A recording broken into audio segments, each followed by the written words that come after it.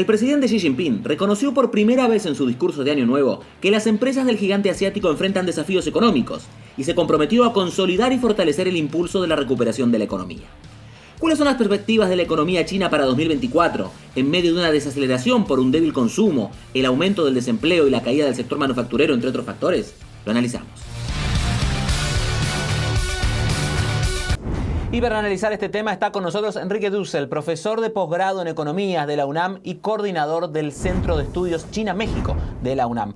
Gracias por estar con nosotros. Comencemos hablando de lo que ha dicho Xi Jinping. Ha admitido que la economía china está en problemas, algo que muchos veníamos viendo ya hace un par de meses. ¿Cuán complicada está la economía china? ¿Cuál es el diagnóstico que podemos dar hoy de la economía de China? Claro, mira, muchas gracias por la invitación. El contexto no es irrelevante, ¿no? El gobierno, el sector público chino esperaba para el 2023 y 2024 un crecimiento cercano al 5% del Producto Interno Bruto. Y yo te recuerdo, apenas hace un par de semanas todavía el Fondo Monetario Internacional subió las expectativas de crecimiento de China.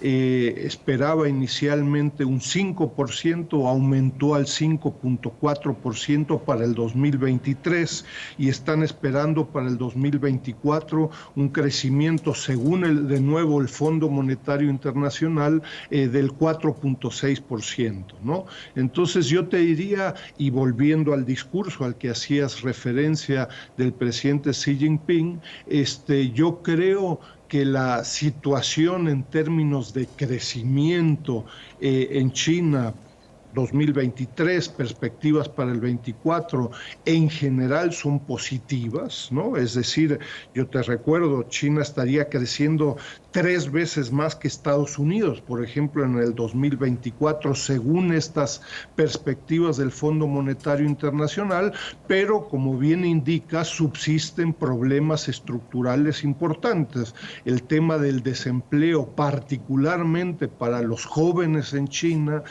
problemas serios en bienes y raíces, empresas específicas, bienes y raíces, construcción, representan alrededor del 25% del Producto Interno Bruto de China. Estos y algunos otros temas estructurales son temas que persisten y preocupan, en fin, a la población en general en China y al propio sector público en China.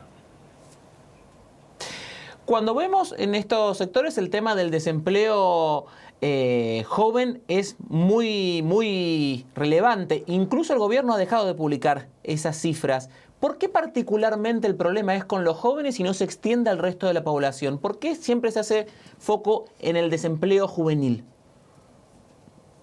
Mira, las últimas estadísticas que, como bien indicas, públicas, oficiales chinas, que se dejaron de publicar hace varios meses, indicaban que alrededor del 25% de los jóvenes estaban desempleados. Es una tasa muy alta y esto tiene que ver, hay que entenderlo, que China, al igual que muchas economías internacionales, Estados Unidos, la Unión Europea, está transitando por un proceso de integración de nuevas tecnologías. Todo esto de la inteligencia artificial, semiconductores, son todas sectores y cadenas globales de valor muy intensivas en capital que generan poco empleo y sobre todo empleo muy especializado, según estos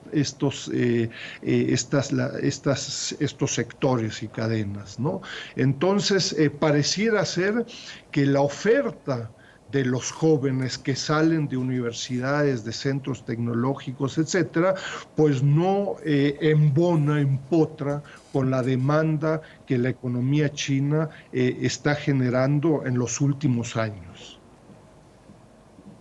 Y hablando justamente de esto, pienso en la guerra tecnológica que China tiene con los Estados Unidos. ¿Cómo impacta esto en las posibilidades de crecimiento de China? ¿La complica? ¿Puede ser un trampolín para volver a reactivar un poco más la economía?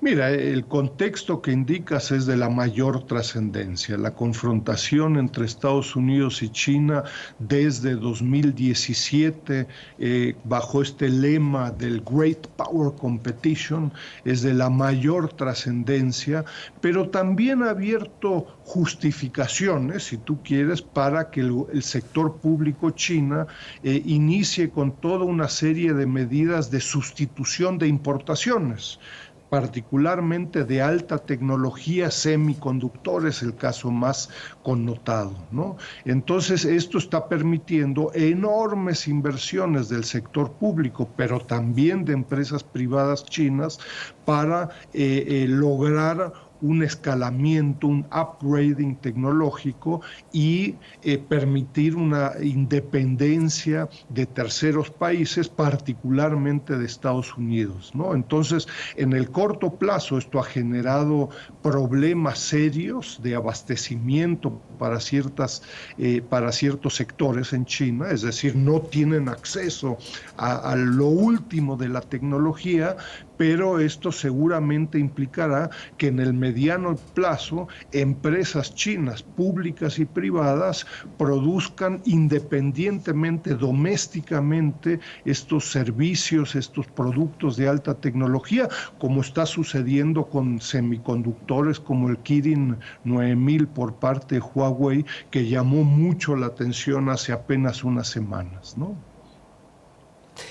Sigo con el tema de la tecnología y quiero preguntarle por los autos eléctricos, porque vemos en las últimas semanas que hay algunas marcas chinas que le están presentando batalla a Tesla. ¿Puede ser ese también uno de los puntos en los cuales pueda la economía china apalancarse o tener al menos un buen resultado allí?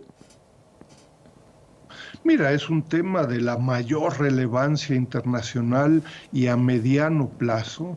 Lo que estamos viviendo incluso en América Latina, ¿no? Es la creciente presencia, una dinámica espectacular de las empresas chinas. Ojo, en general del sector automotriz, esto está pasando en forma muy significativa en mercados y países como Brasil y México, entre otros. En México, en el 2023, todavía no tenemos los últimos datos para todo el año, pero alrededor del 25% de las ventas en el 2023 son de marcas chinas, y la participación de autos eléctricos es incluso mucho más alta, aunque todavía con una base bastante pequeña, mucho más significativo en países de la Unión Europea. Entonces sí, lo que nos está reflejando es que la baja dinámica doméstica en China está permitiendo una reorientación hacia productos de alta tecnología, hacia terceros países. Ahí México, Brasil, Rusia están jugando un papel muy significativo. La presencia china en mercados de alta tecnología va a crecer en forma muy dinámica en el 2024-2025. Enrique, gracias por estar con nosotros. Seguramente volveremos a hablar contigo para seguir profundizando, porque China es un país que tiene para investigar y para hablar muchísimo. Gracias. Era Enrique Dussel, profesor de posgrado en Economía de la UNAM y coordinador del Centro de Estudios China-México de la UNAM. Gracias por acompañarnos hoy aquí en el programa.